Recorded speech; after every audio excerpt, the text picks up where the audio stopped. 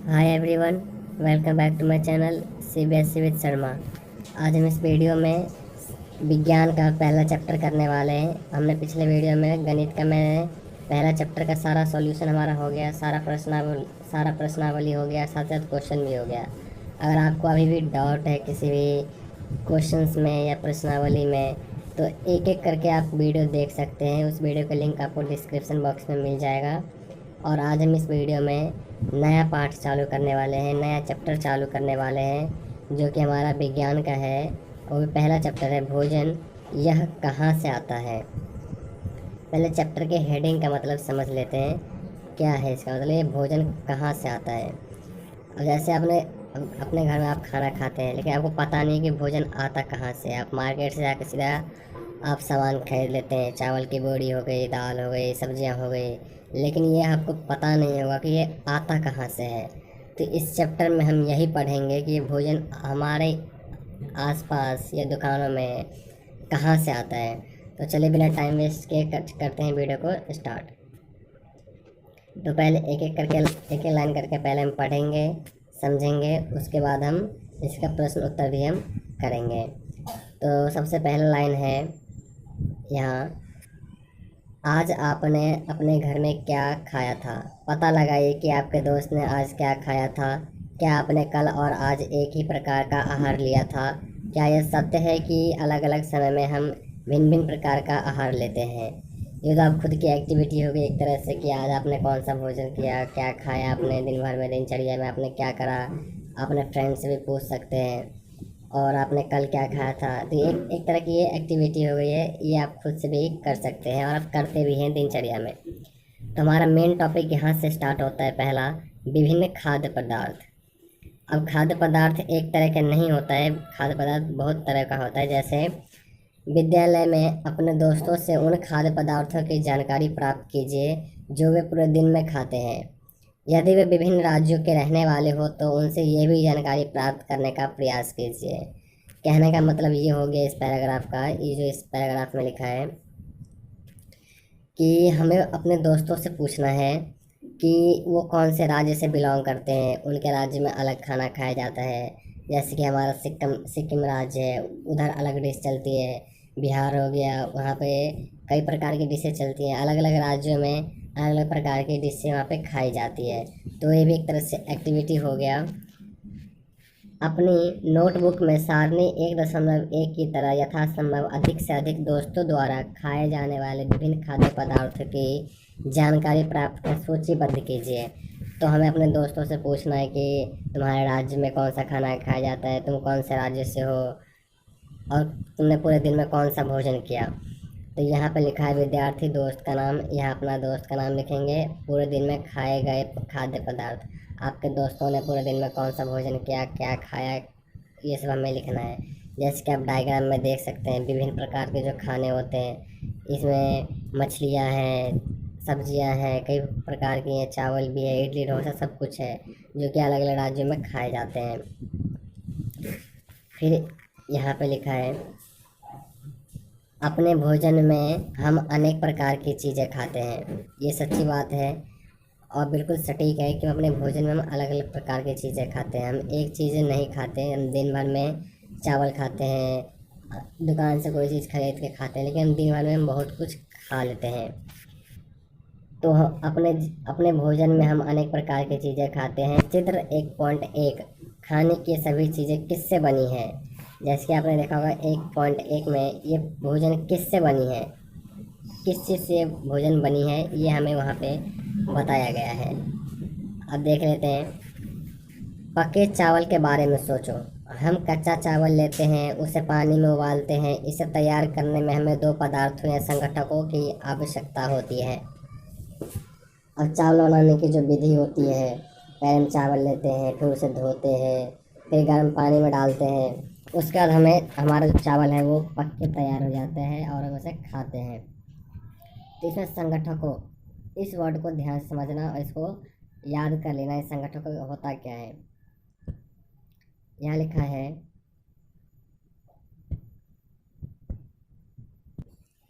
संगठन का मतलब है कि हमें ऐसे पदार्थ जो हमें तैयार करने में हमें आवश्यकता होती है, हमारी मदद करती है। जैसे उसे हम संगठक कहते हैं। अब संगठक का हमारा एग्जाम्पल बुक में ही दिया गया है। पहले चावल लेते हैं, फिर हम उसे उबालते हैं, गर्म पानी में डालते हैं, तो क्या हुआ, ये हमारा संगठक है। चावल हो गया, गर्म पानी हो गया, तो दो संगठकों की मदद से ये चावल है वो बन के तैयार हो गया। अब नीचे लिखा है, दूसरी ओर कुछ भोजन तैयार करने में हमें कई संगठनों की आवश्यकता होती है। यदि हम सब्जी बनाना चाहते हैं तो हमें अलग अलग कई प्रकार की कच्ची सब्जियां, नमक, मसाला, तेल आदि की आवश्यकता होती है। अब चावल जिस तरह से बन गया, चावल को हमने धो लिया, उसे गर्म पानी में डाल दिया, तो चावल हमारा पक के तैयार हो जाएगा। लेकिन सब्जियां ऐसे नहीं बनती। सब्जियां बनाने के लिए तेल की ज़रूरत पड़ती है, नमक, मसाले, कई चटपटा, जो जिसको चटपटा खाना पसंद है वो ज़्यादा मसाला खाते हैं। तो कहने का ये मतलब है कि हर जो डिश होता है उसको बनाने की अलग अलग विधि होती है, अलग अलग उसमें सामान की ज़रूरतें पड़ती हैं। जैसे सब्जियों में, कच्ची सब्जियों में नमक पड़ता है, मसाला पड़ता है, तेल पड़ता है। जैसे आपने अपने घरों में देखा ही होगा, जो खाना बनता है उसमें तेल, कई सारी चीज़ें उसमें डाली जाती है, तब जाके स्वादिष्ट भोजन तैयार होता है। अब क्रियाकलाप 2 देखिए।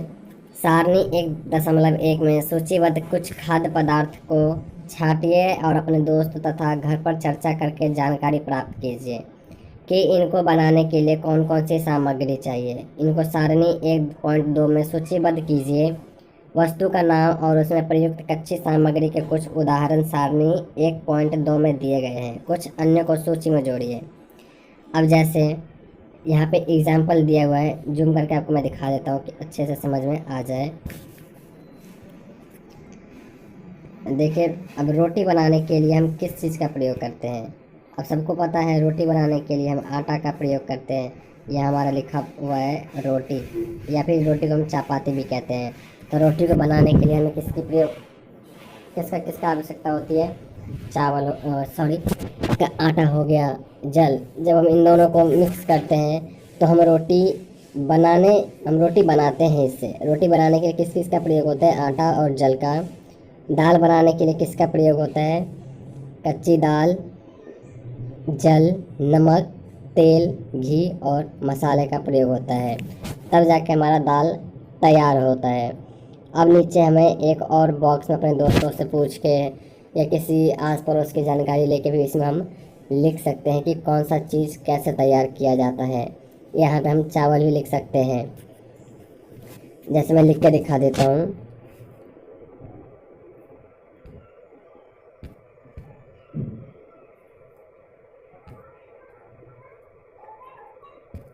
जैसे यहाँ चावल आ गया। चावल बनाने के लिए किस किस का प्रयोग किया जाता है, जैसे हमने ऊपर पढ़ा था संगठक को। यह चावल बनाने के लिए प्रयोग किया जाता है पानी और चावल का प्रयोग किया जाता है, गर्म पानी, तब और उसके बाद जाके हमारा जो भोजन है वो तैयार हो जाता है। तो हमारा पहला पेज हमारा कंप्लीट हो गया। हमने ऊपर से लेकर नीचे तक पढ़ लिया है। अब हम दूसरे पेज की ओर बढ़ जाते हैं। तो हमने क्या देखा, कक्षा में चर्चा कीजिए कि क्या हम विभिन्न व्यंजनों में कुछ संगठक समान रूप से प्रयोग करते हैं। अच्छा, ये संगठक कहाँ से आते हैं। अब हम जानेंगे कि कोई भी चीज़ जो होती है, जो हमारे पास पहुँचती है खाने की, वो कैसे पहुँचती है और कहाँ से आता है। तो हम 1.2 खाद्य सामग्री एवं उनके स्रोत के बारे में पढ़ेंगे। खाद्य सामग्री, इसका मतलब क्या हुआ, खाद्य सामग्री का मतलब जो खाए जाने वाला है। खाद्य सामग्री का मतलब क्या हुआ, जिसको हम खाते हैं, खाए जाने वाला चीज़ है। एवं उनके स्रोत, मतलब स्रोत का मतलब क्या है, वो कहाँ से आते हैं, इनकी क्या विशेषताएं हैं, हम इनके बारे में पढ़ेंगे। तो पढ़ लेते हैं। सारणी 1.2 में सूचीबद्ध कुछ कच्ची सामग्री जैसे फल और सब्जियों के स्रोत का अनुमान लगाना हमारे लिए बहुत ही आसान हो सकता है। बिल्कुल आसान हो सकता है। किस प्रकार आसान हो सकता है, फल और सब्जी। हम सभी जानते हैं कि फल जो पेड़ों से हमें प्राप्त होता है, चाहे वो आम हो, केला हो, सेब हो, कोई भी चीज़ हो, हमें पौधों या पेड़ से प्राप्त होता है। बहुत ही आसान है पता लगाना। यह कहाँ से आते हैं? निश्चित रूप से पौधों से। गेहूं और चावल का क्या स्रोत है? गेहूं और चावल कहाँ से आते हैं? हमने जान लिया कि पेड़ पौधे से फल मिलता है, लेकिन गेहूं और चावल कहाँ से आते हैं? आपने धान और गेहूं के खेतों में उनके पौधों की अनेक पंक्तियां देखी होगी। इन्हें हम अनाज इनसे हमें अनाज प्राप्त होता है। बिल्कुल सही बात है। आपने गांव में देखा होगा कि खेतों में धान लगाया जाता है, फिर धान की कटाई की जाती है, फिर उससे जो है चावल निकाला जाता है, फिर गेहूं का फसल कभी और महीने में लगता है, तो उससे हमें गेहूं प्राप्त होता है। तो इनका स्रोत क्या है? इनका स्रोत है कि हमें धान से हमें ये प्राप्त होते हैं। और हमें ये जो धान है, धान से हमें चावल मिला है, उसे हम क्या कहते हैं? उसे हम अनाज कहते हैं। जो हम खाद्य सामग्री है उसे हम अनाज कहते हैं। अब तीसरा क्रियाकलाप पढ़ लेते हैं। आइए हम एक पूर्व सूचीबद्ध खाद्य पदार्थ एवं उनके संगठकों के स्रोत जानने का प्रयास करें।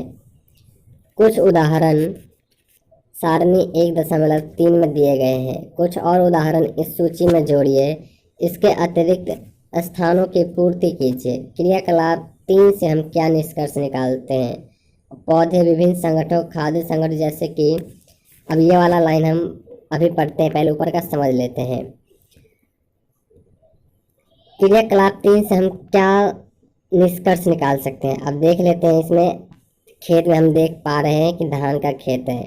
अब यही हम निष्कर्ष निकाल सकते हैं कि जब बड़ा हो जाएगा, जैसे कटाई हो जाएगी, जिससे हमें चावल प्राप्त होगा।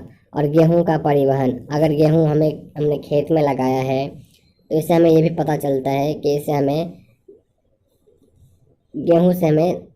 गेहूं प्राप्त होगा, जैसे कि हम रोटी बना सकते हैं, खा सकते हैं, चापाती बना सकते हैं। तो यहाँ लिखा हुआ है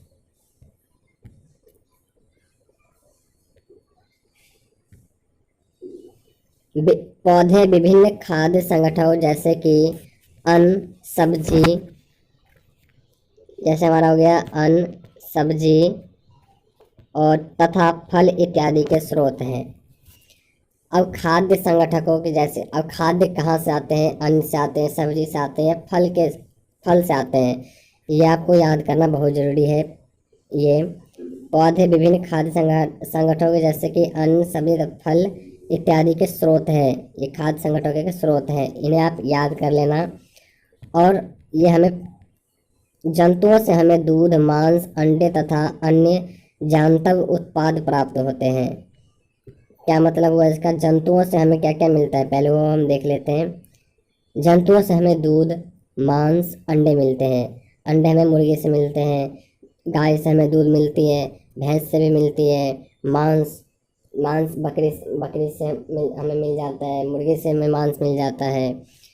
और जानवर से कुछ कुछ प्राप्त होते हैं हमें। गाय, बकरी तथा भैंस दूध देने वाले कुछ सामान्य पशु हैं। दूध एवं भिन्न दूध उत्पाद, जैसे कि मक्खन, क्रीम। अब दूध से हमें क्या क्या बना सकते हैं? दूध एवं विभिन्न दूध उत्पाद से, जैसे कि मक्खन हो गया, क्रीम हो गया, घी हो गया, पनीर और दही का उपयोग संसार में प्रत्येक क्षेत्र में किया जाता है। क्या आप कुछ अन्य जंतुओं के नाम बता सकते हैं जो हमें दूध देते हैं? तो यहाँ आप देख सकते हैं कि इसमें बताया गया कि हम दूध से क्या क्या बना सकते हैं। दूध से हम मक्खन बना सकते हैं, क्रीम बना सकते हैं। उसके बाद हम क्या बना सकते हैं? उसके बाद हम इसमें घी बना सकते हैं, पनीर बना सकते हैं और दही भी बना सकते हैं। आपने भी ज़रूर खाया होगा दही, घी, पनीर, जितने भी चीज़ें जो मार्केट में आती है दूध से बनी हुई चीज़ें, वो आप लोगों ने ज़रूर ही खाई होगी। क्या आप कुछ अन्य जंतुओं के नाम बता सकते हैं जो हमें दूध देते हैं? तो ये इसका उत्तर आपको कमेंट बॉक्स में बताना है, चाहे आप कहीं से भी बताएं, गूगल सर्च करके या आसपास में अपने मम्मी पापा से पूछ के बता सकते हैं। फिर हमारा नेक्स्ट टॉपिक है 1.3। इसको हम नेक्स्ट वीडियो में पढ़ेंगे। ये हमारा बहुत ही बेहद ही इम्पोर्टेंट टॉपिक है।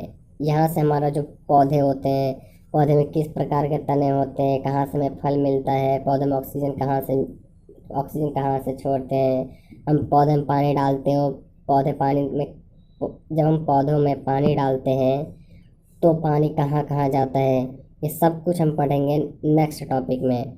तो चैनल को सब्सक्राइब, वीडियो को लाइक शेयर ज़रूर कर देना अगर आपको पसंद आया हो तो मिलते हैं नेक्स्ट वीडियो में नेक्स्ट टॉपिक के साथ, जो कि हमारा रहेगा ये टॉपिक भोजन के रूप में पौधों के भाग और जंतु उत्पाद।